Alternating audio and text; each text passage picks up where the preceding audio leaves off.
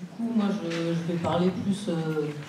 finalement, je ne sais pas si je vais parler beaucoup de porno, mais en tout cas, je vais parler de porno. Et je vais parler surtout en tant que... de mon expérience, en fait, personnelle par rapport au porno.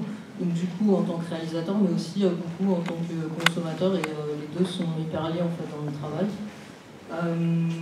Du coup, je vais partir de ce que je connais le mieux, à savoir le porno, on pourrait dire mainstream, essentiellement occidental, États-Unis, Europe.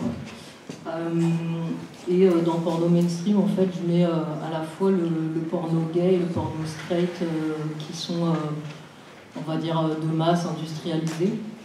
Je les mets tous les deux là en tant que genre dominant, on va dire, et évidemment il y a clairement une différence entre porno straight et porno gay, tout simplement parce que dans l'un il y a un rapport de pouvoir, éventuellement de domination entre femmes et hommes.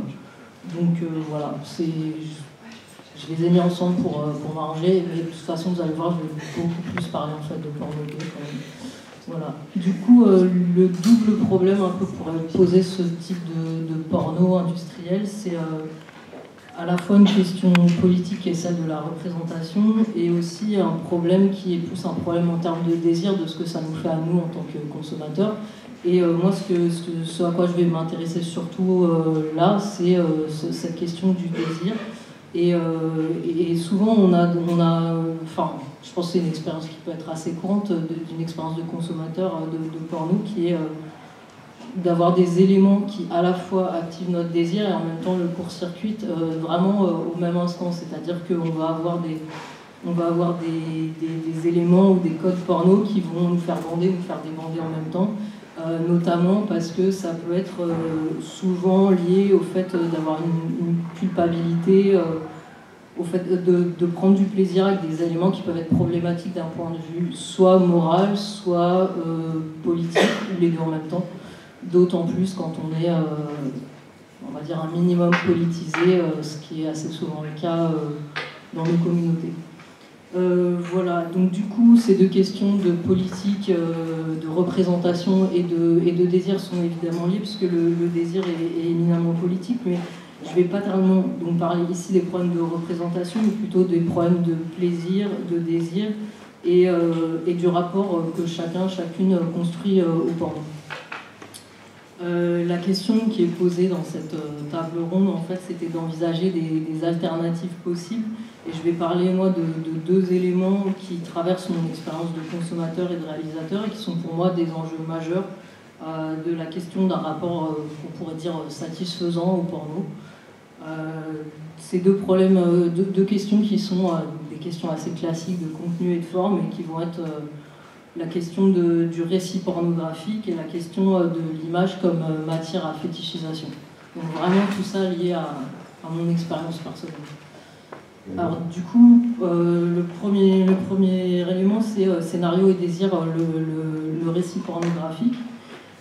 Du coup, aujourd'hui, avec l'omniprésence des tubes, on a un peu l'impression quand même que le gonzo est assez majoritaire. Et il y a un article de Richard Dyer sur le porno gay comme genre filmique, corporel et narratif qui explique quand même que même si on est dans un truc où il y a genre apparemment zéro scénario, il y a quand même toujours un récit minimal en fait dans le porno, qui est une narration assez basique et très classique. Tout le monde connaît ce truc. Ça commence avec la séduction, ça peut être des roulages de pelle, du striptease, des trucs comme ça. C'est souvent relativement court. Ensuite, on va avoir la fellation, éventuellement cunilingus si on a de la chance, et anulingus. Ensuite, il y a évidemment le gros classique, pénétration vaginale et ou anale, et évidemment l'éjac pour finir. Et donc on a l'impression qu'il y a un chemin un peu tout tracé de ces étapes et du climax qui arrive toujours, quasiment toujours, en tout cas dans le même ordre, et qui se finissent toujours de la même façon. Et Richard d'ailleurs fait un parallélisme entre la façon dont sont construites la sexualité masculine, et le porno est quand même principalement fait par des mecs cisgenres, et donc il fait un parallèle entre la sexualité masculine et le porno gay, mais quand même ça s'applique dans une certaine mesure au porno straight. Et donc ce récit, en fait, c'est tout simplement la tension vers la jouissance avec le sperme comme signifiant visuel final et étape scénaristique du climax. Le récit pornographique en fait se fonde sur une tension entre les protagonistes. Donc il y a un désir qui peut être purement sexuel ou qui peut être lié à des enjeux, on va dire, romantiques. Et cette tension scénaristique est souvent doublée d'une tension qui est politique, qui viennent des rapports de pouvoir entre les sujets sexuels. Je ne vous fais pas de dessin, mais quand on navigue sur un tube, il suffit d'ouvrir le premier tube qui passe et de voir tous les tas qui sont extrêmement en fait, politiques, qui vont jouer sur des enjeux de classe, de race, de genre, etc. Donc c'est des questions hyper complexes et je vais pas me perdre là-dedans. Du coup, pour revenir à la narration, en fait, on a une certaine normalisation de la narration qui se retrouve aussi, en fait, quand on étudie un peu le scénario des films traditionnels, dans le cinéma, entre guillemets, classique, et qui est aussi, qui fonctionne un peu de la même façon, c'est-à-dire qu'on a exposition, développement, climax et conclusion. Et ces deux structures qui sont extrêmement figées, et auxquelles, en fait, on est tellement habitué et contrainte, et ou contrainte, que en fait c'est ça qui marche, qui fonctionne pour activer, alors dans un cas le désir, l'excitation, et dans un autre l'émotion que le film veut provoquer, si c'est, je sais pas, une comédie romantique ou quoi. Et donc du coup, c'est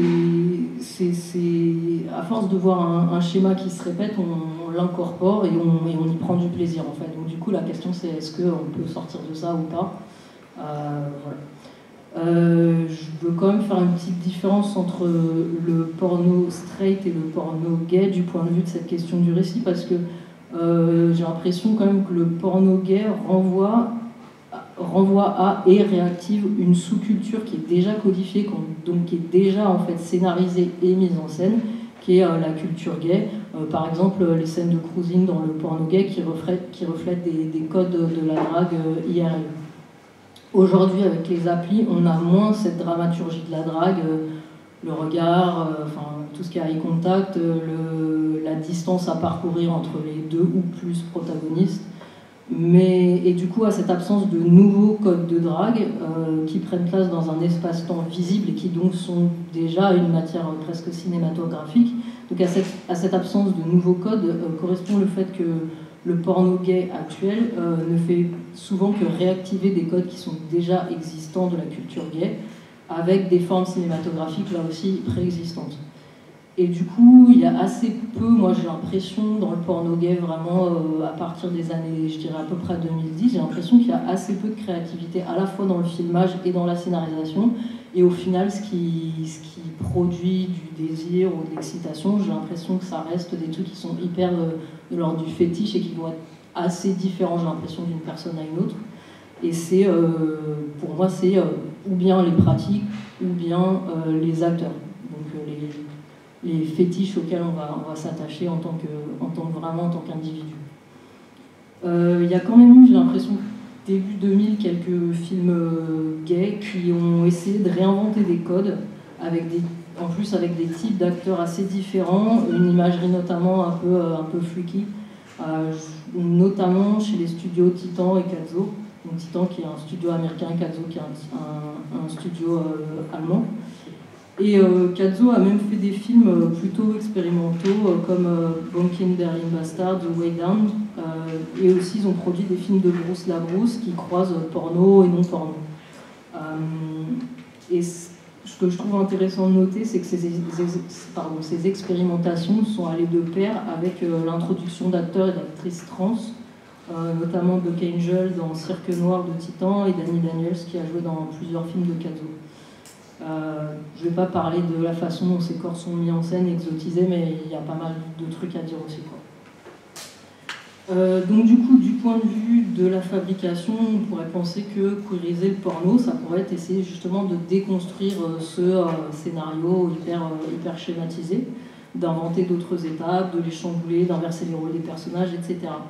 Je pense qu'aussi une stratégie, ça peut être d'essayer d'investir d'autres signifiants sexuels. Par exemple, il y a un film de Katzo encore où il y a un des mecs, dans le film s'appelle Sex Clinic, il y a un des mecs en fait qui bouffe les narines de l'autre et ça dure genre 30 secondes, mais c'est un moment assez ouf dans le film et qui est assez excitant en fait.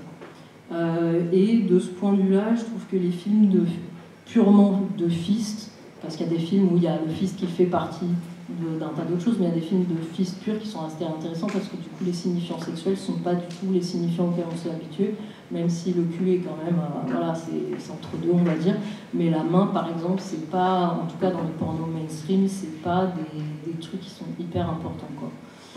Voilà, et du coup il y a aussi, j'ai l'impression que la priorisation entre guillemets de ce genre de porno, elle peut se jouer au niveau du consommateur, par exemple sur la place qu'on va nous investir dans le porno et en particulier comment on va s'identifier à tel ou tel rôle, notamment en tant que personne qui est soit non représentée, soit pas représentée comme un sujet, mais plutôt comme un objet minoritaire.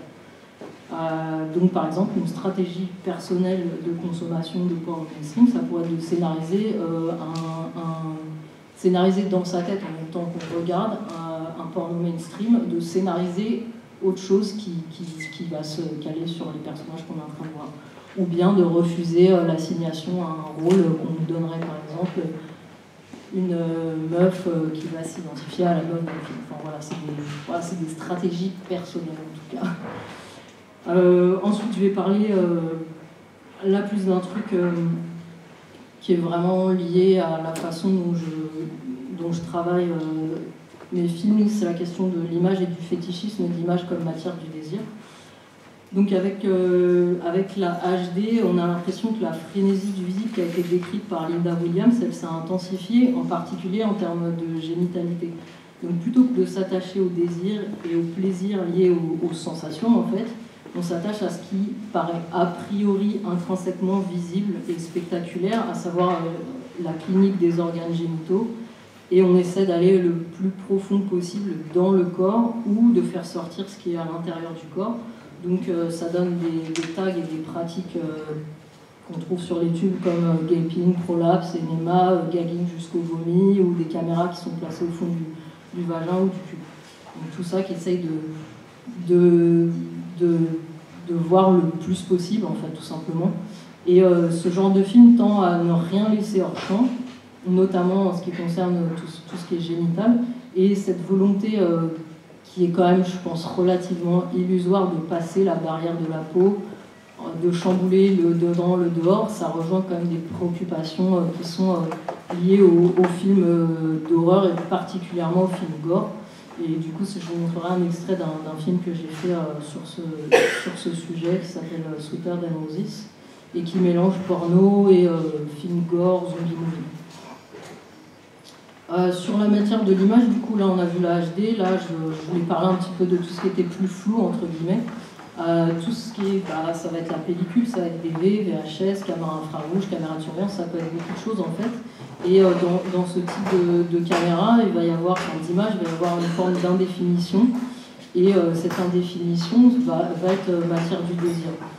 Dans le porno amateur, on a cette espèce de mauvaise visibilité de ce qui se passe, qui donne une impression de réel en fait. Évidemment, comme dans le documentaire, il y a toujours nécessairement une mise en scène. Tout simplement, on place une caméra quelque part, un espace donné, donc la mise en scène, elle est minimale, mais elle est là. Mais il n'empêche que, en tant que spectateur, l'image qui est crade, la mauvaise visibilité, fonctionne réellement comme des éléments de désir, et on a l'impression d'accéder à quelque chose d'authentique. Et l'authenticité, c'est vraiment un des enjeux centraux du porno, vraiment le sexe pour de vrai, le sexe non simulé. Voilà, donc encore une fois sur la question de l'image comme matière, moi je voulais juste finir par vous parler d'un type d'image particulier qui est important dans mon travail, et notamment dans les films porno gays des années 70-80 et dans une certaine mesure dans les films straight, donc c'est la pellicule.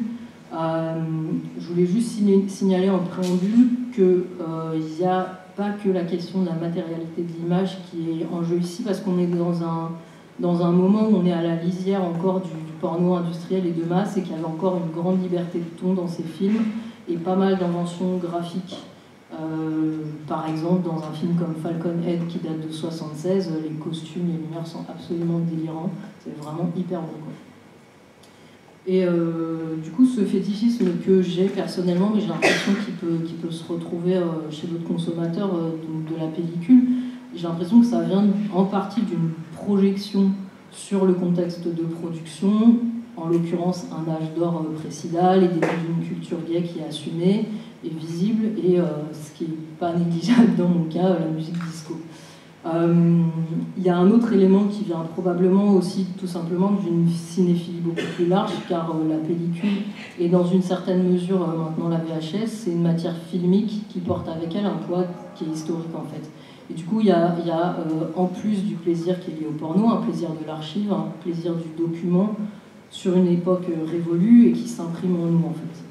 Du coup, il y a une place importante de la nostalgie dans ce processus, et ce qui est intéressant, c'est que du coup, la masturbation n'est pas du tout faite seulement de sentiments, enfin, c'est pas une branlette fonctionnelle purement, c'est une branlette qui est faite de sentiments qui ne sont pas liés uniquement au plaisir, en fait. C'est assez intéressant. Et pour moi, les films qui sont les plus riches du point de vue du désir sont aussi très complexes en termes de sentiments. Il y a quelque chose de moins purement fonctionnel et calibré. Et du coup, ça peut être des films avec souvent une temporalité différente, à la fois la temporalité diégétique, donc la temporalité du film, mais aussi parce que ces films, j'ai l'impression, accompagnent le spectateur dans sa vie. Et du coup, moi, j'ai un peu tendance à imaginer le grain de l'image comme un peu le grain de la peau. On va se souvenir des textures, donc ça va être douceur, finesse, rugosité, etc. Et moi, j'aime bien jouer dans mon travail sur cette matière, et rejouer et réagencer des archives pour créer un nouvel objet de désir et la création de souvenirs porno en fait. Du coup, je vais vous présenter... il faut un mot de passe. Du coup, je vais vous présenter deux films, enfin un montage de deux films que j'ai fait. Donc les deux passages que j'ai choisis se situent à la fin de deux de mes films. Le premier, c'est Sweeter Than Roses, que j'ai fait en 2010. Les deux sont des films d'école, hein, donc il y a aussi des contraintes qui vont avec, etc.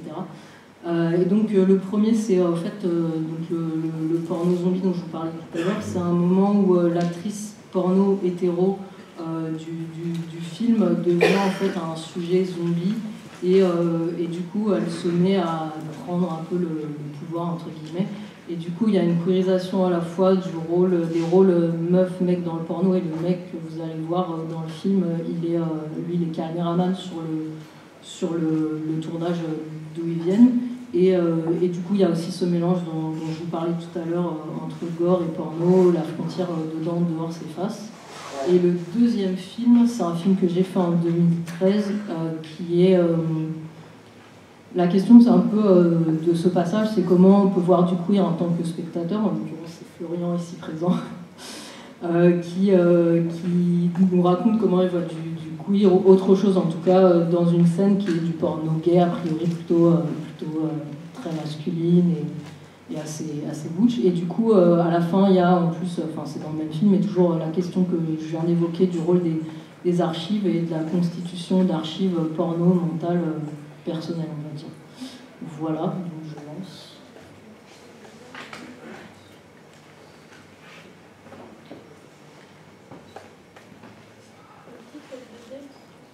C'est Trip, pardon.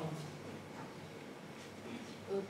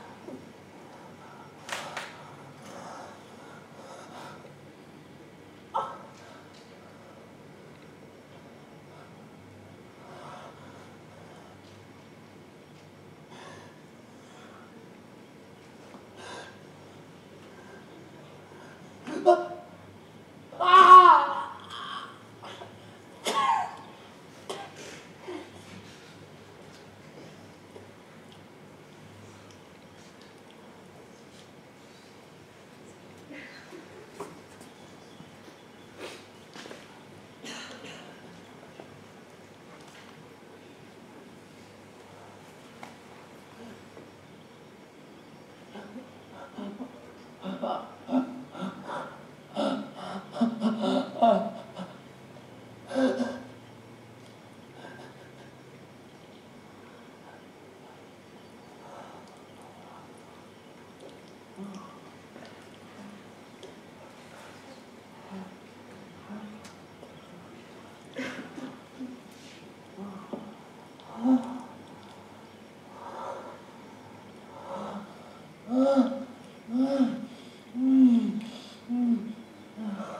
se passe dans une clairière avec 4 bûcherons qui, après le travail, pendant le travail,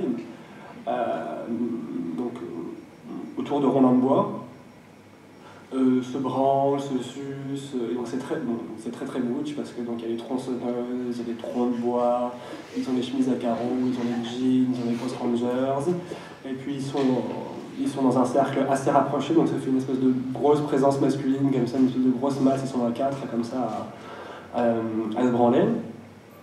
Et puis t'as Al Parker qui progressivement enroule sa bite avec un lacet ou un truc qu'il a récupéré comme ça sur le chantier. Et en fait la scène finale, donc c'est une scène qui monte comme ça un peu en intensité, et la scène finale c'est Al Parker qui une fois qu'il a bien transformé sa bite en un truc très étrange, dit à un des mecs fuck my pussy, donc défonce-moi la chatte, et t'as l'acteur, t'as un de ses partenaires qui le prend et qui met sa bite en fait dans un espèce de trou qu'il a créé entre ses boules et sa bite avec le strap. Du coup, je ne saurais même plus trop savoir exactement comment c'est fait, mais il a transformé sa bite en chatte, quoi. Et il le prend de manière super masculine, et il lui défonce la chatte qui est en fait sa bite transformée en chatte. Et là, tu as la scène déjà finale, donc c'est vraiment c'est très bien construit narrativement, parce que là, tu as vraiment les Jacques et les Jacques qui arrivent. Et donc ça, c'est une belle scène, voilà. Ça, c'est une scène chouette.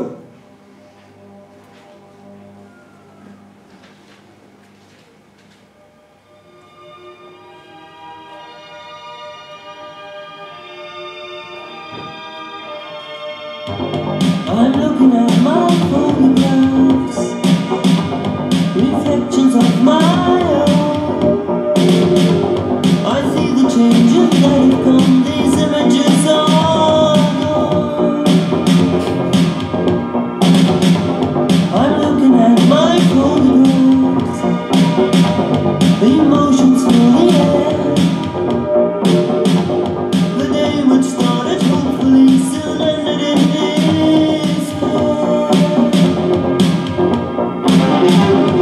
and all that left are photographs, reflections of the past.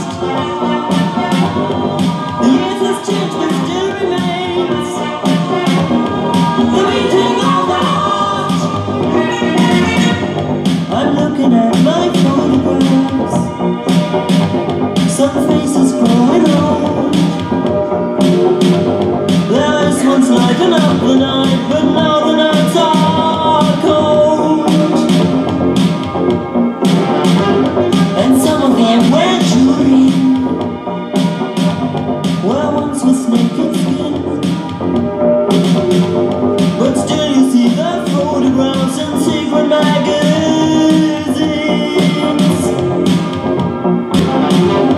And all that lasts are photographs, reflections of the past.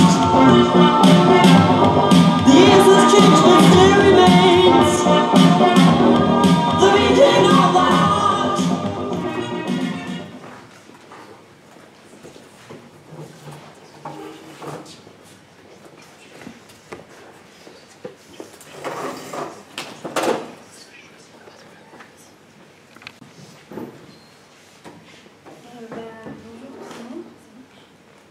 Bonjour tout le monde. Alors moi, je suis Sarah Duconte.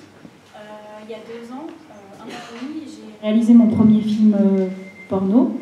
Enfin, moi, je l'appelle porno érotique, lesbien et romantique. Donc en fait, c'était les mots que j'avais mis derrière. J'ai fait ça parce que j'ai l'amour des images, en fait. J'ai toujours aimé le cinéma traditionnel. C'est ça qui m'a le plus marqué dans ma vie. Et j'aime la sexualité et j'aime l'amour. Donc je me suis dit, ben, pourquoi pas mettre les trois ensemble.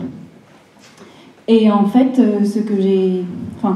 la raison pour laquelle j'ai fait ça, c'est que déjà en tant que consommatrice, je regarde du porno qui n'est absolument pas lesbien, qui est totalement hétéro et qui, dans la vraie vie, vraiment... c'est quelque chose que je n'aimerais pas qui arrive dans la vraie vie. Et comme à peu près, je crois, 65% des femmes, je regarde essentiellement du porno qui inclut des scènes de viol. À partir de là, je me suis beaucoup posé de questions, j'ai beaucoup culpabilisé, mais je ne culpabilise plus.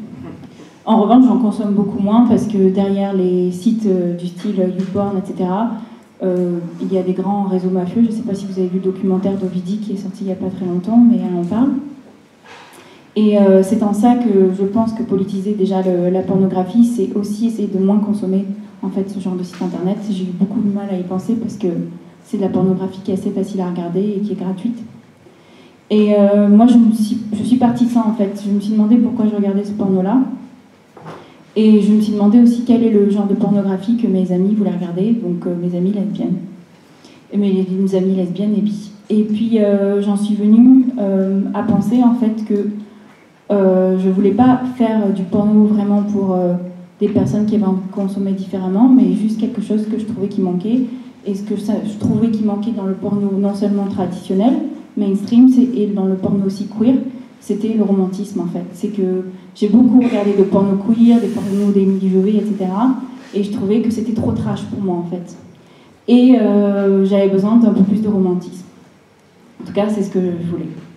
Et aussi, la raison pour laquelle je voulais plus de romantisme, c'est que je me rappelais les premières fois où je suis tombée amoureuse de filles. Je me suis beaucoup masturbée en pensant à des filles et je me disais que ça, on ne voyait pas en fait dans les films. Ni dans les films traditionnels, ni dans le porno mainstream, ni dans le porno queer en fait. Et je me suis dit que j'allais faire ça. Que j'allais faire du porno qui pouvait autant avoir envie de faire l'amour que d'émouvoir en fait, voire de pleurer. Donc, je ne sais pas si j'ai réussi avec le premier, mais en tout cas, c'était le but. Et j'espère que ce sera le but avec le deuxième en tout cas. Et donc pour moi, en fait, politiser le porno, donc je ne vais pas parler de post-porn parce que c'est une notion qui ne me parle absolument pas. Pour moi, politiser le porno, c'est de plusieurs façons, en fait. Déjà, dans la représentation. Alors, comme je le disais, le romantisme qui manque, je trouve, dans le porno, mais ça, c'est ma vision des choses. Parce qu'en fait, on fait toujours la dichotomie entre la mère et la putain. Par exemple, il va y avoir des mecs dans le couple hétéro qui vont aller voir des travailleurs du sexe pour assouvir des désirs qu'ils trouvent un peu bizarres, et par contre ils ne pourraient pas les faire avec leur femme.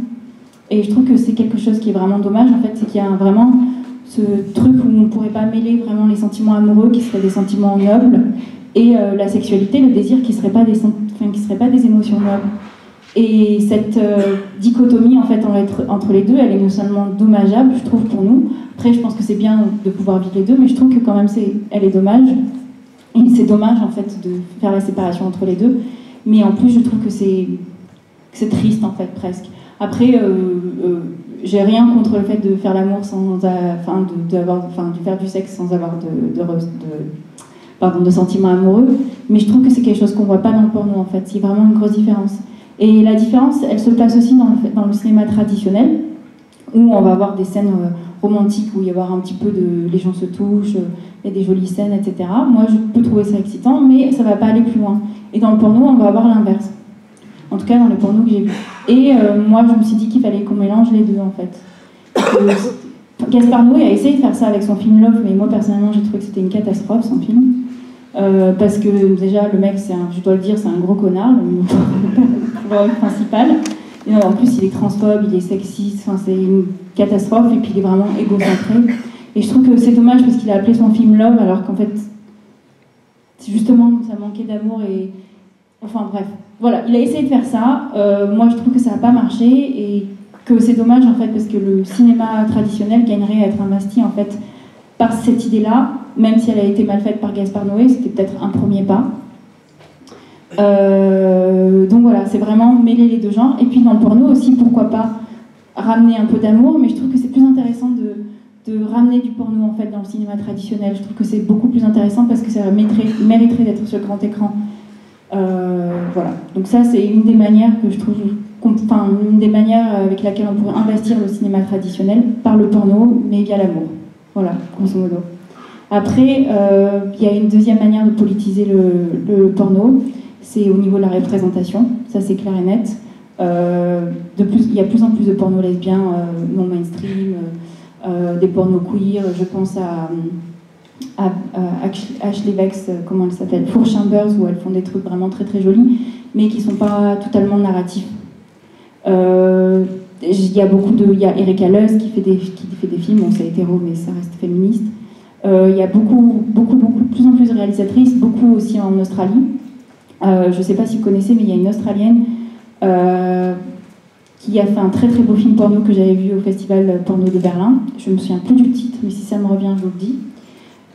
Et en fait, il y avait cette scène justement où les femmes qui étaient représentées, en fait, elles ressemblaient pas en fait des femmes qu'on voit dans les pornos mainstream. C'était pas des meufs hyper minces, siliconées, archi épilées.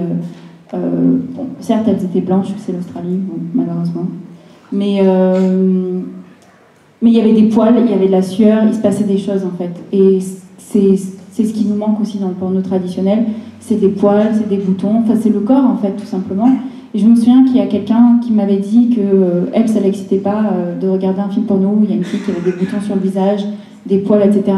Mais ça peut exciter quelqu'un d'autre et le porno c'est pas quelque chose qui excite. Enfin, personne n'est excité par la même chose, donc c'est très difficile de définir le porno en fait. Si la définition du porno c'est une matière à exciter, ben en fait tout peut être porno en fait à partir de là. Je m'embrouille un peu dans mes explications. Donc ça c'est une des manières, c'est vraiment la représentation, voir des corps en fait qu'on n'a pas l'habitude de voir. Donc j'ai eu beaucoup de retours, notamment de ma famille, parce que ma famille a regardé mon film, sur les poils dans le porno. Alors, ils me disaient que c'est quelque chose qu'ils n'avaient pas l'habitude de voir, que ça les gênait. Moi-même j'ai des poils aux aisselles, j'ai une personne dans ma famille qui m'a dit que c'était la mode à Paris pour essayer de justifier le fait auprès de ses amis que j'avais des poils, alors que c'est juste certaines féministes à Paris qui portent des poils. Et c'est marrant, c'est vraiment ce truc autour des poils qui est très présent. Et à la fois dans le cinéma traditionnel, c'est pour ça que le porno, il commence de plus en plus à être investi par des visions qui sont vraiment plus queer, mais je trouve que dans le cinéma traditionnel, c'est pas encore là en fait. Et c'est pour ça que ça serait bien de mettre des éléments du porno queer dans le cinéma traditionnel, conventionnel, non porno. Voilà, par des corps qui sont différents, des corps de femmes arabes, des corps de femmes noires, des corps avec des poils, des corps avec des vergetures, tout ça en fait est filmé de près. Et je trouve que le romantisme en plus, dans ça, dans l'amour en fait, il y a une vision qui est différente parce que on va trouver des choses on va trouver ça beau quand on a un regard qui est amoureux, enfin, faut le dire quoi. Quand on est amoureux de quelqu'un, tous les défauts, entre guillemets, on les trouve beaux. Et je trouve qu'à travers le porno romantique, on va plus avoir de facilité à avoir des traits qu'on considère comme des défauts, peint de manière belle en fait. Mais en tout cas, c'est ma façon de voir les choses. Donc ça, c'est la deuxième partie. Et ensuite, je voulais dire un autre truc, mais j'ai oublié, c'est en tant que consommatrice. Du coup, ça aide pas de pas préparer, tu vois.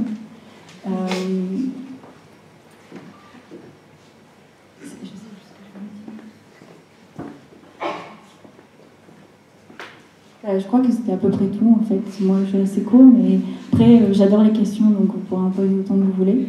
Mais je voulais dire une dernière chose aussi, c'est que mon deuxième film, ça sera à propos d'une rupture. Et que le but en fait. Ah voilà, c'est ça que je voulais dire. Le but en fait, c'est que le porno n'est pas obligé d'être que du fantasme en fait. Ça peut être aussi une représentation de nos réalités. Et qu'on a du mal à être représenté en fait en tant que minorité lesbienne dans les écrans. Et le porno, c'est quand même un médium facile d'accès, plus facile que le cinéma conventionnel, plus facile de faire des cours porno et d'être diffusé dans des festivals que de faire des courts-métrages tout court et que d'être diffusé dans des festivals. C'est vraiment un médium et c'est vraiment une communauté qui est beaucoup plus accessible. C'est pour ça que je trouve aussi que c'est très politique parce que justement c'est beaucoup plus accessible. Et puis en plus il y a plein de films à faire avec des iPhones qui gagnent des prix. À Berlin par exemple, c'est très divers. C'est vraiment un médium qui mériterait d'être pris par beaucoup de personnes qui ont juste une petite caméra ou un iPhone, quoi. Voilà. C'est tout. Je ne vais pas montrer le film, mais vous pouvez aller le voir, je pourrais vous donner le lien. C'est République Fille du Calvaire. République Fille du Calvaire.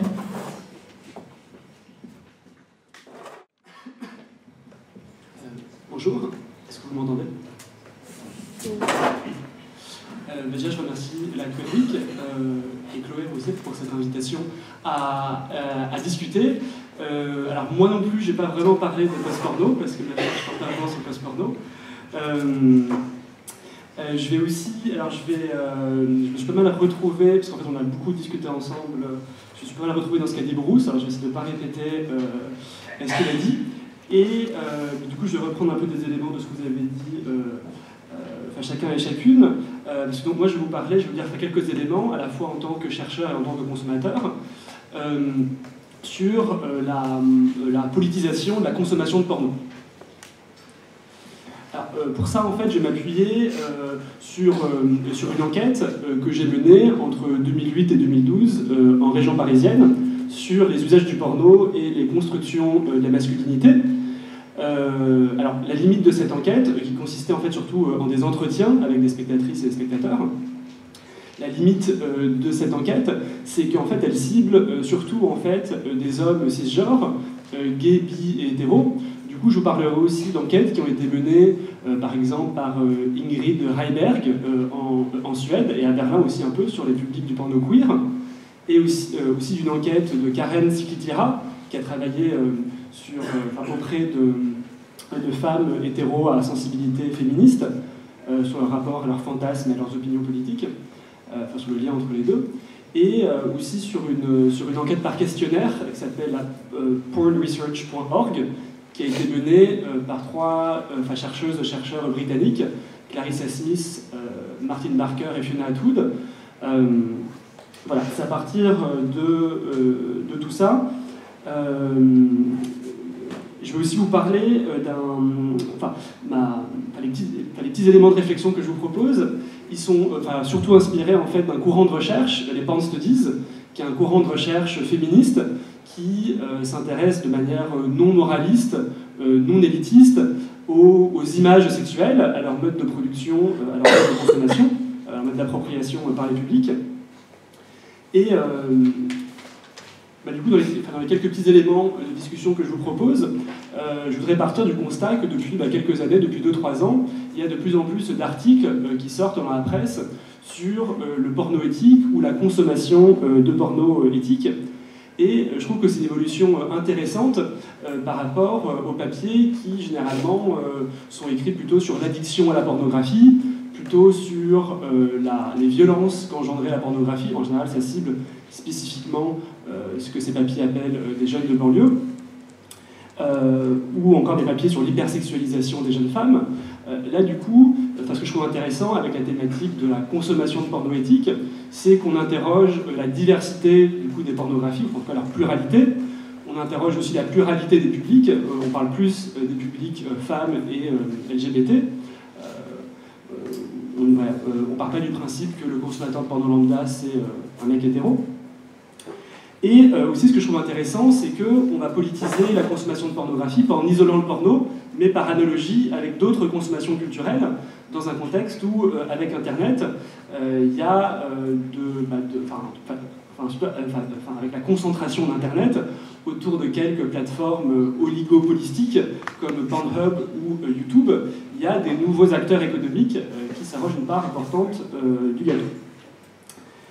Alors, je voudrais faire une petite précision préliminaire, c'est que, autant je trouve que c'est je trouve que c'est une manière intéressante de présenter les choses, mais je trouve que le principal risque ou le principal piège, c'est d'opposer une fois pour toutes un porno qui serait d'un côté alternatif et éthique, et de l'autre côté un porno qui serait à la fois mainstream et immoral. Parce que quand on dénonce comme un tout homogène le porno ou le porno mainstream, je crois que ça, on court deux risques, je pense. Le premier, c'est de renforcer la stigmatisation de l'industrie pornographique et du coup en fait de réduire les marges de manœuvre des travailleuses et des travailleurs du sexe qui travaillent dans cette industrie, et notamment de réduire les marges de manœuvre de celles et ceux qui sont les plus exposés à la précarité, à la transphobie, au sexisme, au racisme ou à l'homophobie. Du coup, c'est des discours qui peuvent être portés par de bonnes intentions, mais qui peuvent avoir des effets en fait négatifs. Et ensuite, de dénoncer le porno mainstream comme un tout homogène, immoral, qui s'opposerait à un porno alternatif et éthique, qui serait deux choses étanches. On sait déjà quelle est la différence, et c'est évident. Ça peut, je pense, renforcer le sentiment de honte et d'illégitimité à consommer du porno, et du coup rendre plus problématique la discussion collective sur nos pratiques. Alors, cette précision étant faite, mon but du coup c'est d'alimenter un peu cette discussion autour du porno éthique, la consommation de porno éthique, ou de la politisation de la consommation de porno, en essayant de penser ensemble du coup des questions qui ont déjà pas mal été abordées, c'est-à-dire les enjeux de représentation, qui représente la sexualité de qui, comment et pour qui, les enjeux d'appropriation, qui en fin de compte s'approprient ces images, et aussi avec les enjeux de redistribution économique, c'est-à-dire comment est rémunéré le travail qui a permis du coup la fabrication de ces images. Et pour finir, après, je proposerai quelques éléments sur les freins en fait à la politisation du porno, parce que je pense que quand on parle de politisation du porno, moi je suis plutôt partisan d'une approche pragmatique, c'est-à-dire de partir des pratiques, des habitudes de consommation telles qu'elles existent, et de comprendre comment elles s'ancrent en fait dans des habitudes, dans des histoires, dans des trajectoires, et de partir de là, voilà, pour voir ce qui est possible à partir de là. Alors, comme ça a déjà beaucoup été dit, la politisation du porno, elle passe de manière assez évidente par le visionnage de porno féministe et porno queer, et parce que c'est des expériences, je pense, spectatorielles qui peuvent nous désapprendre ce que le porno conventionnel nous a appris. Alors, je pense que c'est important de toujours rappeler que les choses qui ont le plus d'influence, on pourrait dire, dans le porno mainstream, c'est des choses qui font, c'est pas les choses les plus extravagantes, les plus extrêmes ou les plus scandaleuses. Je pense que c'est aussi les choses les plus naturalisées ou les plus normalisées, les choses pour lesquelles on a oublié que, en fait, d'autres choses sont possibles. Donc je pense que là où... et c'est par exemple les choses qui font écho à ce qu'on nous a appris dans les manuels de SVT ou dans les cours d'éducation sexuelle. Là-dessus, moi, ce que je trouve intéressant, de manière assez peu surprenante, dans ces pornos-là, c'est qu'on a des manières de construire le désir qui ne tournent pas du tout, autour d'un bio-pénis, mais du coup, il y a beaucoup d'autres zones corporelles qui peuvent être au centre de la narration et au centre de la construction du désir. Et aussi, on ne recourt pas du coup aux formes conventionnelles de catégorisation, de stéréotypisation et de fétichisation, notamment des corps qui sont déviants par rapport à une norme. Alors souvent, on présente le porno queer avec une certaine rhétorique de l'authenticité, dont parlait Bruce tout à l'heure, comme des pornos qui sont plus authentiques, plus naturels, parce qu'il n'y a pas la médiation de ce regard hétérosexuel masculin-blanc. Moi, j'insisterai surtout que c'est des modes de communication du plaisir sexuel qui, en fait, reposent sur d'autres artifices, qui ne sont pas naturels, qui reposent sur d'autres artifices, sur d'autres savoir-faire techniques et sur d'autres codes culturels. Je pense que cette rhétorique de l'authenticité, autant elle marche pour produire du plaisir, elle marche parfois, pas pour tout le monde, mais elle marche, autant je pense qu'il faut aussi s'en méfier.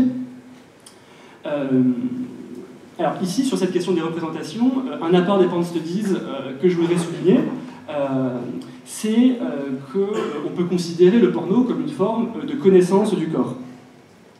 Et du coup, intervenir dans les imaginaires porno, c'est une manière d'intervenir dans la connaissance que nous, en tant que public, on peut élaborer de notre propre corps ou des corps de nos partenaires. Et du coup, la consommation de porno, ça peut devenir un lieu de réappropriation féministe, queer, de la connaissance du corps. Alors si le porno, ça peut être un levier important dans la production de connaissances alternatives du corps, donc là je vais utiliser un texte que Bruce citait tout à l'heure, un texte donc, de Richard Dyer,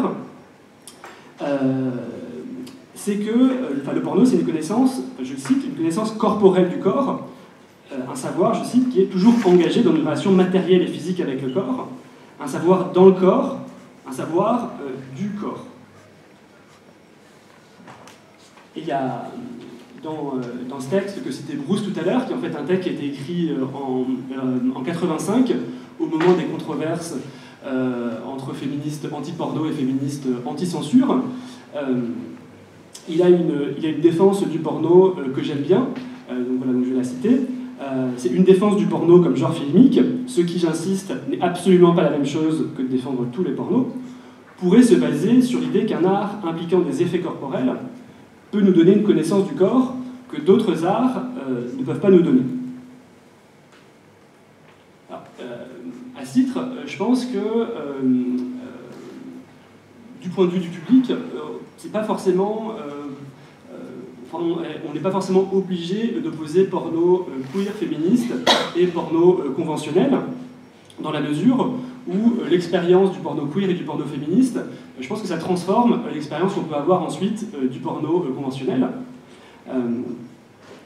Et que l'expérience individuelle, collective, notamment dans les festivals, ou dans des événements comme la Queer Week, ça augmente en fait la marge de manœuvre pour les publics pour queeriser dans leur expérience quotidienne le porno conventionnel.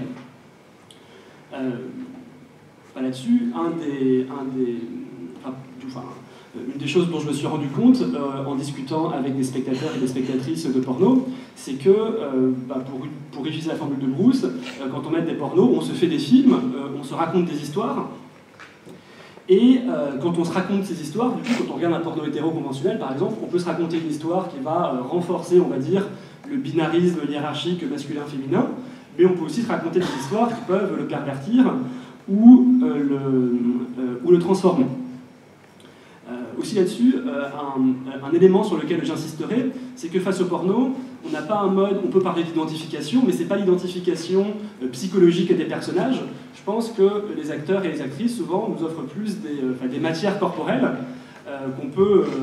auxquelles on peut accéder en se touchant soi-même ou en imaginant qu'on les touche. Je pense que le toucher, c'est aussi important en fait que la vision ou que l'ouïe, quand on mate, ou quand on écoute, ou quand on se touche en écoutant ou en regardant du porno, et voilà, et le fait de se faire de films ou de se raconter des histoires, ça peut être une manière de queeriser, de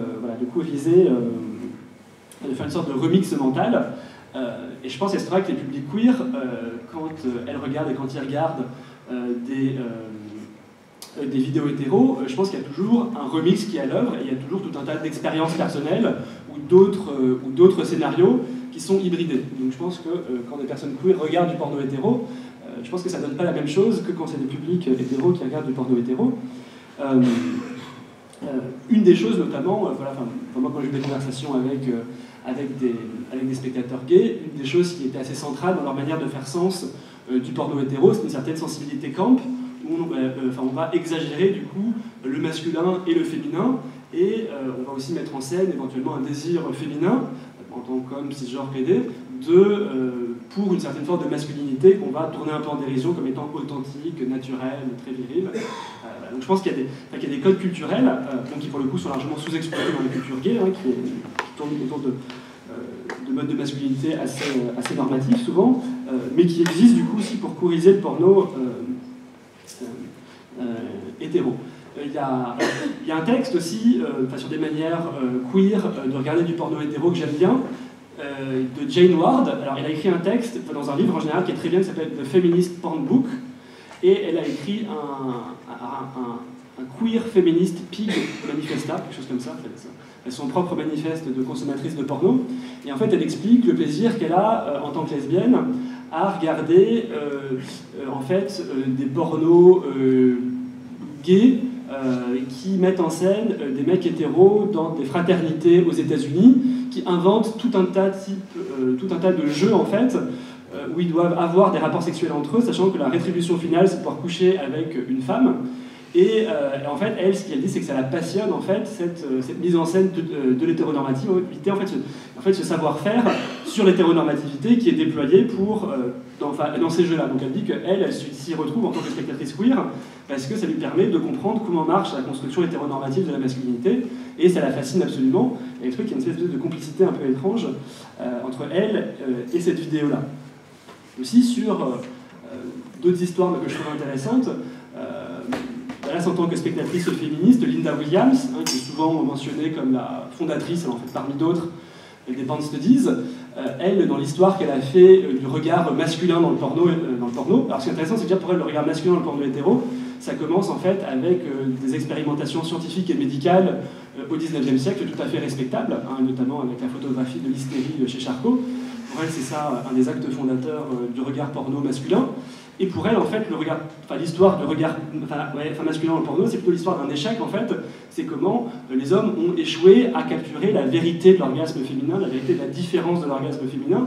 Donc elle propose plutôt de le voir comme une espèce de course en avant. On invente de nouvelles techniques pour essayer de capter cette vérité-là, qui est comparée du coup à l'orgasme masculin, est censé être difficile, mystérieux, difficile à capter. Donc il y a tout un tas de techniques qu'il faut mettre en place pour en capter la vérité. Et du coup, pour elle, c'est moins l'histoire d'un regard tout-puissant qui est oppressant et écrasant, mais c'est aussi l'histoire d'une quête un peu ridicule dont qu'on peut tourner en dérision.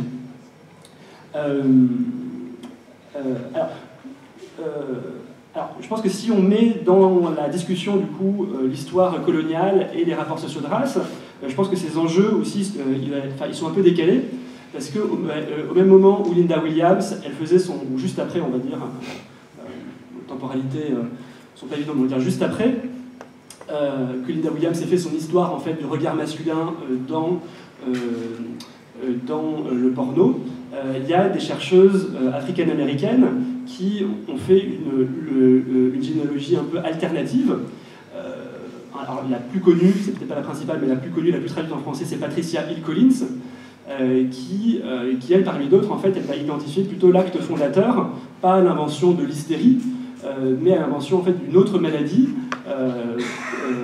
coloniale, qui est la stéatotypie, qui est en fait ce que des hommes blancs du XIXe siècle identifient comme étant une hypertrophie des fesses chez des femmes africaines, et qui va être associée du coup, c'est l'époque des zoos humains et des expositions coloniales, qui sont aussi en fait, qui sont à la fois des expériences scientifiques et des expériences de divertissement de masse.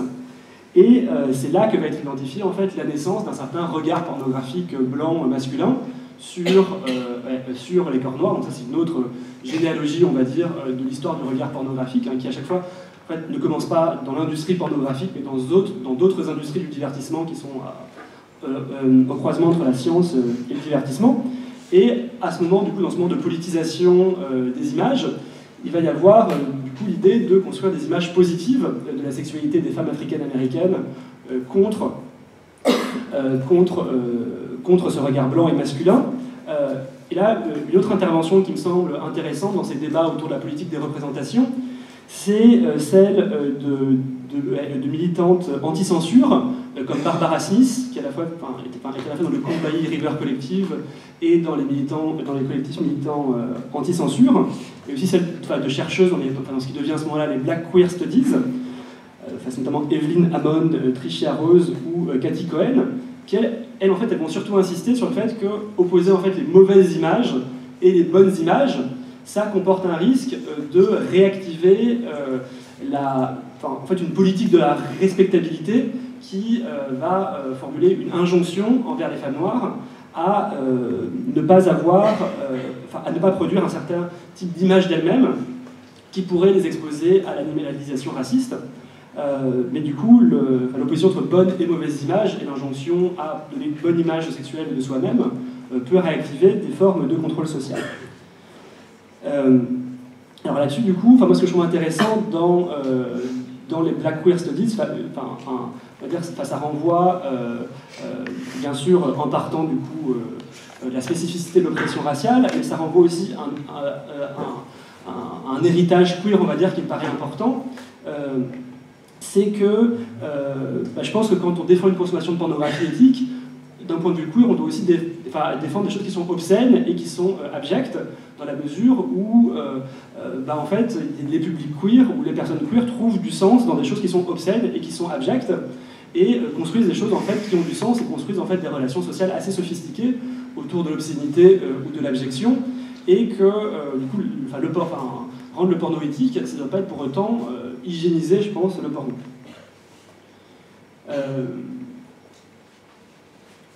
Alors du coup, il y a cet enjeu du coup de du porno comme un lieu de production de connaissances sur le corps, et puis il y a l'enjeu qui accède du coup à cette connaissance des corps. Il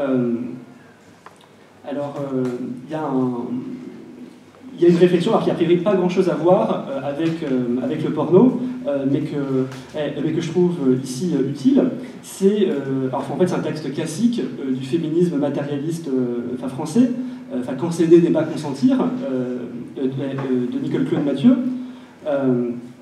où cette anthropologue féministe, elle identifie en fait les stratégies patriarcales de maintenir ce qu'elle appelle l'inconnaissance, la non-connaissance des femmes, comme une stratégie de maintien du patriarcat.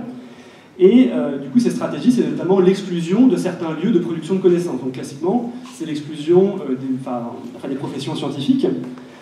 Mais ce qui est intéressant, c'est que, alors du coup c'est un texte qui est écrit dans les années 80, mais au détour d'une note de bas de page, elle dit aussi que c'est l'exclusion aussi de l'accès au cinéma porno et au sex shop, et du coup, elle les considère comme un des lieux où potentiellement on peut, en tant que femme, du coup, produire une connaissance sur le patriarcat. Donc du coup, accéder si on suit du coup un peu en tordant un peu son argument, parce que je ne sais pas si c'est exactement ça qu'elle voulait dire, mais c'est cette réflexion-là que ça m'a inspiré en tout cas, c'est que accéder en fait à la position de spectatrice, encore plus que de spectateur de porno, c'est un enjeu pour produire des connaissances et pour comprendre comment les rapports de pouvoir marchent. À ce titre, c'est important de rappeler que la censure de la pornographie au XIXe siècle, elle portait explicitement sur empêcher l'accès des femmes, de ce qu'on appelle à l'époque les classes laborieuses, des sociétés colonisées et des jeunes au porno. C'était très explicite, dans les seules personnes qui pouvaient gérer émotionnellement le porno, c'était les hommes européens blancs des bourgeoisies européennes.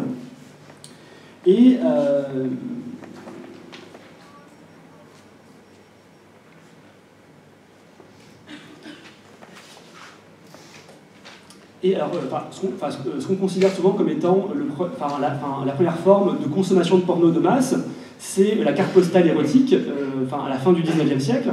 Et il y a notamment beaucoup de femmes des classes populaires qui en consomment. Alors, une des traces dont on a de cela, c'est l'historienne de Liza Seigel, dans un texte qui s'appelle « Quand l'obscénité tombe entre de mauvaises mains », le titre est assez éloquent, qui a travaillé notamment sur des archives policières et qui montre comment du coup, les policiers s'inquiétaient que des femmes de classe populaire du coup, accèdent à ces cartes postales érotiques. Et donc on voit que quand des publics subalternes accèdent à des images sexuelles même hégémoniques, du coup, la dynamique des rapports de pouvoir, elle change, et il y a des formes de contrôle social qui se mettent en place pour que ces publics n'y accèdent pas. Par rapport à la fin du 19e, je pense que toute la première époque du cinéma pornographique, tel qu'il naît en fait dans les maisons closes, et qu'ensuite il se développe dans des salles de projection clandestines, c'est ce qu'on appelle en anglais les stag movies, c'est-à-dire des films clandestins qui aux États-Unis tournaient beaucoup, c'est une histoire qui a malheureusement été plus écrite aux États-Unis, c'était dans les fraternités masculines qu'on visionnait cela, mais en France et en Europe, il y avait d'autres espaces clandestins pour les hommes pour visionner ces images. Et c'était des lieux dont les femmes, à l'exception notable des travailleuses du sexe,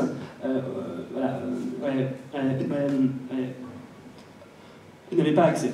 Et du coup, dans les années 70-80, quand il y a les cinémas porno, les sex shops, la VHS, et les DVD ensuite, et puis Internet après, mais en tout cas dans les années 80, c'est le moment où il y a en tout cas la VHS qui arrive, mais il y a aussi de plus en plus de littérature érotique qui cible le public féminin.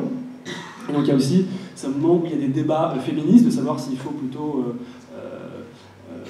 élargir l'accès à la pornographie, produire des pornographies différentes, au contraire, essayer d'en terminer avec un type de représentation qui serait intrinsèquement patriarcal. Il y a une intervention que je trouve intéressante, qui est celle de Jane Jeffer, qui écrit un livre qui s'appelle At Home with Pornography, donc à la maison avec la pornographie, et qui s'intéresse en fait plutôt au discours en fait, qui mettent un lien entre les femmes, le foyer et la pornographie. Voilà, elle n'a pas fait d'enquête auprès des spectatrices, mais je trouve que c'est intéressant pour penser et pour planter ces enjeux-là. Et ce qu'elle souligne, c'est qu'au moment où il y a beaucoup de débats féministes pour savoir est-ce que les images porno, est-ce qu'elles portent en elles une charge subversive ou d'émancipation, ou est-ce qu'au contraire elles reproduisent le patriarcat, elle dit qu'il faut articuler ce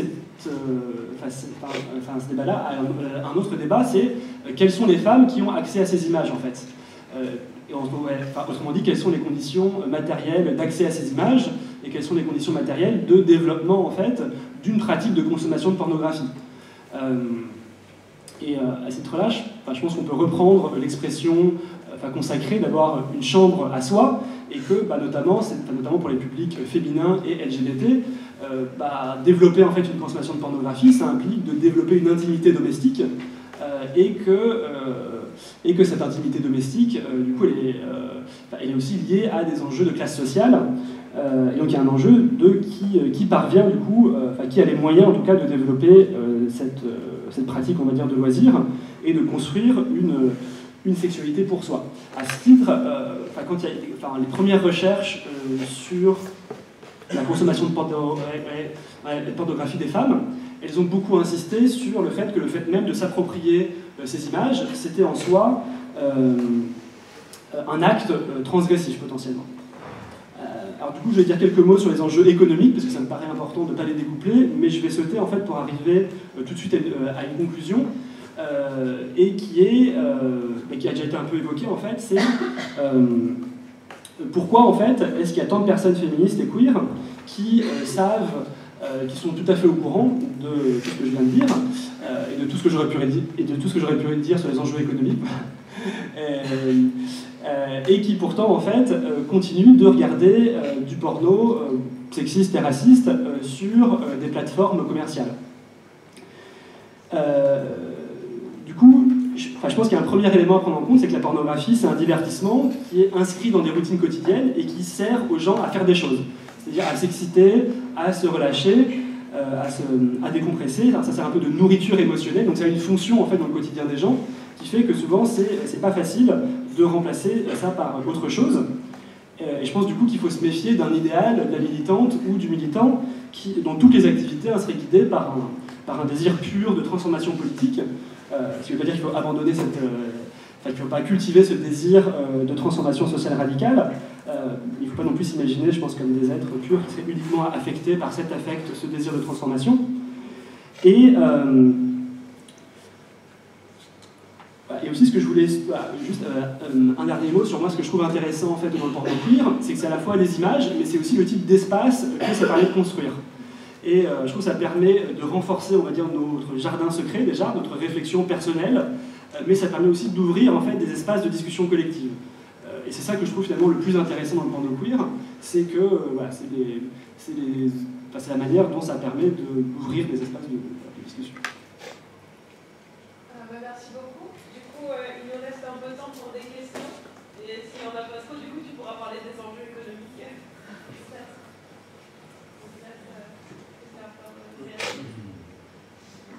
Oui, je vais ouvrir la parole. Merci beaucoup pour ces exposés. Il y a une interrogation qui a été mentionnée par les deux premiers intervenants concernant le décalage entre la nature des contenus exposés par la pornographie, les valeurs qu'on peut porter soi-même, et qui donc font contradiction, qui font violence ou ne nous correspondent pas. Vous n'avez pas mentionné le fait que la dimension fantasmatique ou la dimension de désir, de plaisir, se fout royalement de beaucoup de nos valeurs fondamentales, qui peuvent être l'égalité, qui peuvent être beaucoup de choses auxquelles on est attaché. Et du coup, est-ce qu'on peut intégrer ça aussi? Parce que c'est vrai que cette violence, elle est beaucoup liée à une contradiction intime entre nos valeurs et notre excitation. Mais si on considère que c'est du second degré, même si derrière les questions économiques ne sont pas réglées, du point de vue de l'exploitation des personnes ou de la violence faite aux acteurs, aux professionnels, travailleurs du sexe. Est-ce qu'on ne peut pas un peu résoudre les choses avec ce deuxième degré qui aide à considérer l'activité érotique d'une manière un petit peu plus bienveillante avec soi-même aussi? Juste que ça dépend de nos limites personnelles. Par exemple, je vais parler en tant que consommatrice, il m'est arrivé de regarder un porno où il y avait une scène de viol, mais c'était un porno, je ne sais plus comment s'appelle le tag, mais en fait, la fille, elle est d'abord tuée, et donc en fait, moi, j'ai fermé la fenêtre tout de suite parce que ça m'a vraiment choquée. J'ai pas pu regarder le porno pendant 3 semaines. Et je pense que c'est vraiment une question de limite personnelle. Je ne vais pas culpabiliser jamais j'irai culpabiliser une personne qui regarde ça. Je pense que le désir et les fantasmes qu'on a, c'est parfois quand même... C'est à la fois très construit et c'est à la fois très primaire. C'est un peu... Mais c'est quelque chose qui est très difficile à déconstruire. On déconstruit déjà beaucoup de choses en tant que personne queer, ou de manière consciente. Déconstruire nos fantasmes qui sont quand même de l'ordre aussi de l'inconscient, mais aussi de déconstruction sociale, c'est quand même vraiment très difficile. Donc culpabiliser les personnes qui n'y arrivent pas ou qui n'ont pas envie, c'est aussi problématique. Enfin, c'est en ça que qu'on peut lier les deux, c'est éviter de culpabiliser les personnes qui en consomment, tout en proposant des contenus qui sont vraiment différents et divers en fait. Voilà. Moi je voulais juste rajouter un truc sur la notion de second degré, parce que j'ai l'impression que quand même quand on se met souvent seul devant son ordi ou je sais quoi pour regarder du porno, on est dans une espèce de bulle et d'espace qu'on pense safe, avec tous les guillemets que vous voulez. Du coup on est là, je pense qu'on est un peu démunis, et que du coup comme tu dis, si jamais on se prend un truc dans la gueule qui peut être hyper violent pour soi, du coup, en fait, je pense qu'on est un peu à nu. Du coup, la distance nécessaire du second degré, je pense qu'on l'a pas forcément. Après, voilà, toi tu dis t'as certaines limites, moi je vais en avoir d'autres. C'est des choses qui, pour le coup, sont des stratégies très très personnelles. Moi, personnellement, j'adore me marrer en regardant du porno. Franchement, c'est un truc que j'adore faire. Du coup, j'adore Jackie et Michel, des conneries comme ça. Mais je pense qu'il y a plein de gens pour qui c'est pas possible, et je comprends totalement. Mais effectivement, le second degré peut être une stratégie. Encore une fois, c'est une stratégie personnelle. Du coup, je pense qu'en fait, c'est un peu ce qui est compliqué dans la question qui est posée dans cette table ronde, c'est est-ce que vraiment il y a des stratégies collectives pour du coup politiser, queeriser, etc. le porno, ou est-ce que du coup c'est à chacun de faire son chemin, parce que on parle là de trucs qui sont tellement personnels, et telle personne va avoir un fétiche hyper particulier, et du coup les kinks voilà, c'est des trucs perso, et on va voilà, chacun ses stratégies face à du porno en tant que consommateur. Après c'est vrai que du coup enfin non, d'ailleurs même en tant que je sais pas moi, le travail que je fais en tant que réalisateur, c'est aussi un boulot qui reste quand même hyper personnel. Après on peut essayer, voilà, comme je disais tout à l'heure, d'imaginer des stratégies qui pourraient être voilà, chambouler les étapes de scénario classiques, ce genre de choses, mais j'ai quand même l'impression qu'on va retomber sur des trucs qui sont de l'ordre de l'ordre des choses assez personnelles, et que c'est assez compliqué d'imaginer des stratégies politiques pour queeriser le porno qui seraient des trucs transversaux, on va dire. Du coup, c'est pour ça aussi que je trouvais ça intéressant qu'on a finalement assez peu discuté de porno, mais on a vachement discuté de comment nous on consomme du porno qui est du porno mainstream, et en fait comment on se fait son chemin là-dedans, quoi. Moi je trouve ça c'est intéressant aussi de parler de nos pratiques, quoi. Voilà.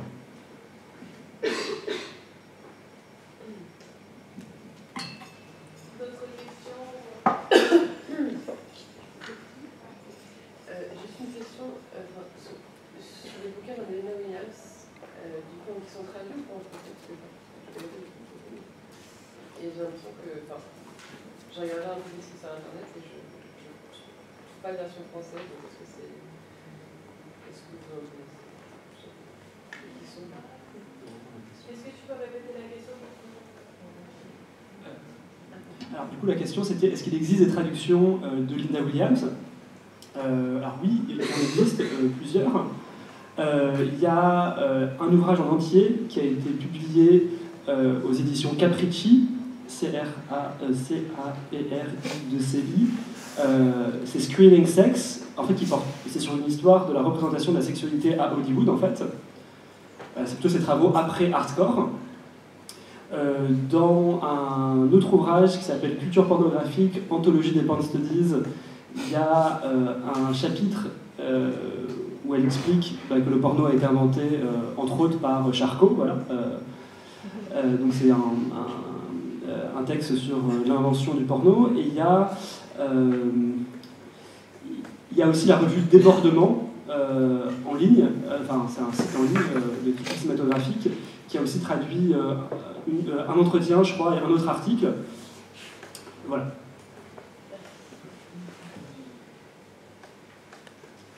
Bonjour.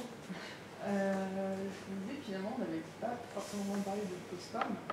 Et vous avez dit tous les deux que finalement, vous ne vous inscrivez pas forcément dedans, et que vous parliez plus de politiser le porno, en fait. Et du coup, je voulais savoir ce que vous pouviez entendre par post-porn et quelle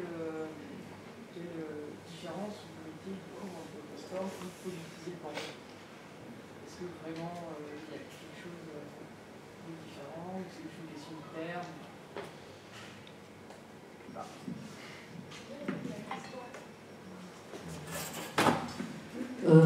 La question portait sur le fait que Sarah et moi, si j'ai bien compris, on avait dit qu'on ne s'inscrivait pas tellement dans le post-porn, et du coup, qu'est-ce qu'on en pense et comment on définirait ça. Alors, du coup, je ne vais pas m'amuser là à définir le post-porn parce que c'est quand même un truc hyper compliqué, mais ce qui est bien, c'est qu'il y a plein de ressources en ligne en fait, sur cette question qui sont accessibles en fait, en français. Du coup, c'est hyper vaste quand même le post-porn. Et du coup, je pense que par exemple le porno queer pourrait rentrer dans cette catégorie. Pour le coup, je suis pas forcément assez calée. Après, moi, je ne dis pas que je m'inscris pas dedans. C'est juste que là, moi, les trucs dont j'avais envie de parler étaient plus la question de comment on peut queeriser ou politiser le porno. Mais après, je pense que j'ai déjà eu des films qui ont été programmés dans des programmations post-porn et pour le coup je pense que oui, ça en fait partie. Après en fait c'est tellement large comme label que du coup je pense qu'il y a plein de films qui pourraient s'y inscrire et je pense qu'on peut rentrer dedans. Enfin après je veux pas parler pour toi mais voilà. Et après oui non du coup après c'était juste pour voilà, parler plus de politisation, de stratégie, etc. quoi. C'est à peu près pareil. Moi, j'ai pas dit que je m'inscrivais pas, c'est juste que c'est une notion qui me parle pas dans la mesure où c'est un mot en fait. Donc, je pense que tous les films queer ils rentrent aussi dans le post-porn, mais c'est vraiment très vaste et moi non plus je suis pas calée comme toi, donc voilà. Juste pour ajouter un mot, moi la différence que je ferais, sachant qu'il y a plein de définitions différentes du post-porn, mais c'est que le post-porno en général c'est pas censé provoquer du plaisir chez le public, mais donc c'est pas forcément l'intensité première, c'est pas le but, c'est pas forcément un divertissement qui amène du plaisir, mais il y a souvent par exemple le dégoût, le rire ou plein d'autres choses qui sont en jeu.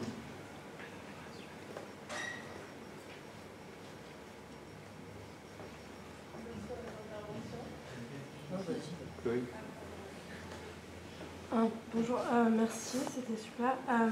Je voulais juste poser une question pour continuer sur ce que disait, je sais pas trop. Est-ce que tu peux parler? Ah pardon, oui, en fait pour continuer sur la question de Senzo, donc votre réponse en fait c'était qu'on ne peut pas trop poser de limite morale parce que c'est personnel.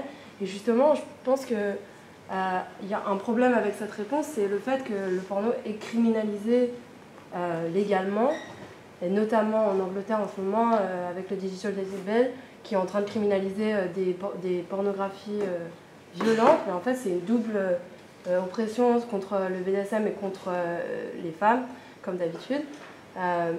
Et du coup, je me demandais, surtout avec le fait que la consommation de porno est passée de consommation en groupe, notamment dans les cinémas ou dans d'autres contextes, à une consommation maintenant dans la société néolibérale individualiste, à une consommation c'est nous, c'est notre intimité. Du coup je me demandais si justement le fait de queeriser le porno ne peut pas être de réintroduire une notion de consommer de la pornographie, de s'exciter en groupe, enfin, ou en tout cas d'oser y penser, d'oser dire le mot, d'oser en parler en tant que vrai problème, parce que sinon, enfin je veux dire, au niveau légal, on ne va plus avoir le droit de regarder du porno bientôt. Donc voilà, c'est tout.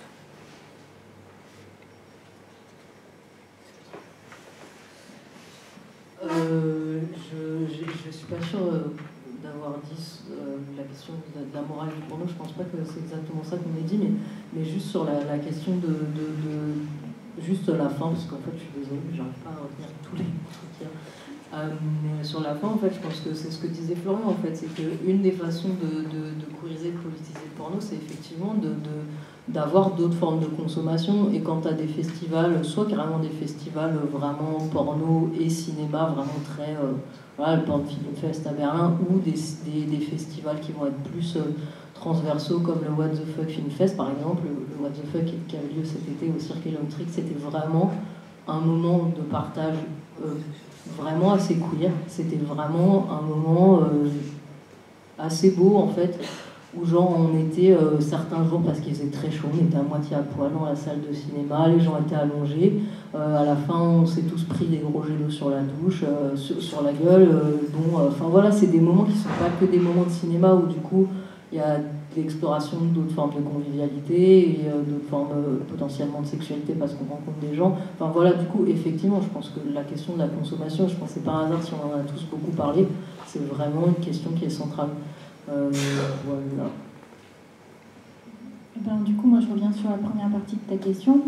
Comme je le disais, c'est autour de la morale, c'est qu'on ne peut pas changer. Enfin, si on a des réponses personnelles à nos pratiques, c'est des stratégies personnelles à nos limites, la morale justement dans le porno.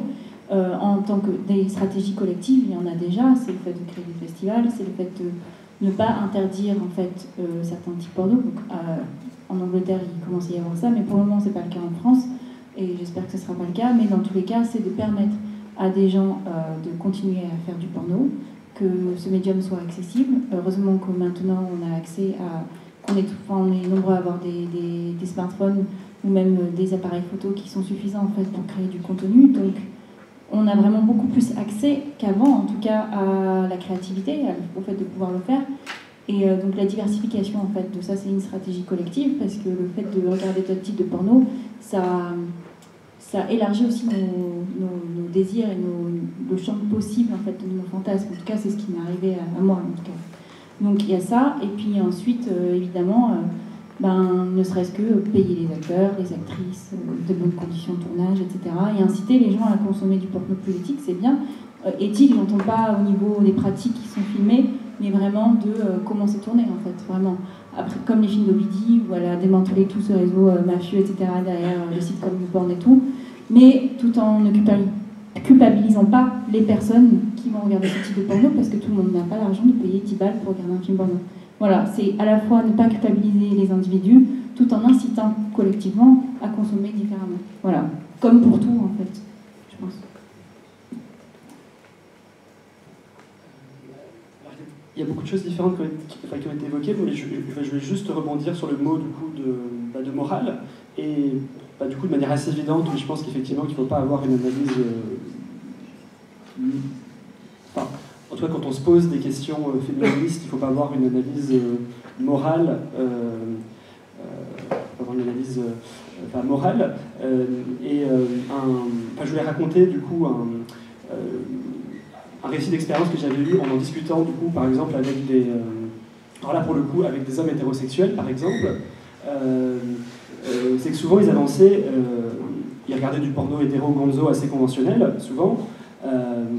Et d'un autre côté, en fait, ils avaient une définition assez morale du sexisme qui était assez dépolitisant, qui était « non, moi je ne suis pas sexiste ».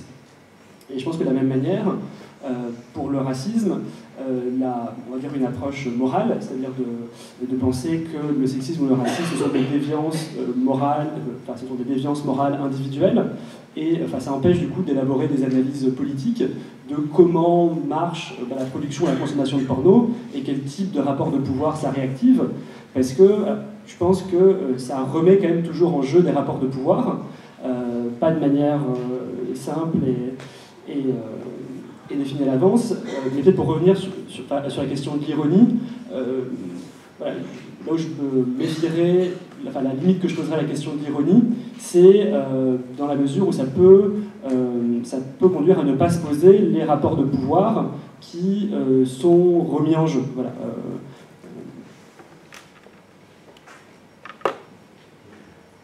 Une dernière question peut-être? Je sais que c'est... je suis désolé d'être si genre blanc, hétéro, mais je soutiens la queer. Juste une remarque là-dessus. En fait, vous dites les stratégies collectives.